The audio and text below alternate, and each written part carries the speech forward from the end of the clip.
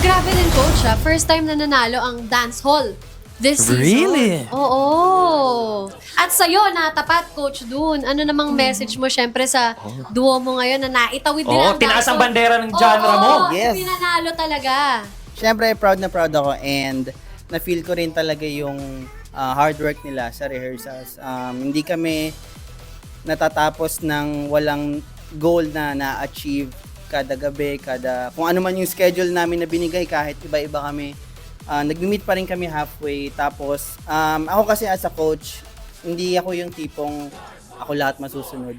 Kaya, inikot ko rin talaga yung routine based kung saan sila comfortable or if may parts na hindi pa nila nagagawa, alam ko na kaya nila i-push yung sarili nila. So, in that way, may collaboration pa rin na nangyayari. Kasi, kunyari, Joker, eto, kaya mo ba tong part na to? Tapos may maiisip siya na, what if ito, coach, ganyan. Mga ganun. So, Ang galing. talagang nag-enjoy lang din kami throughout the process, pero andun pa rin yung focus and seryoso pa rin naman.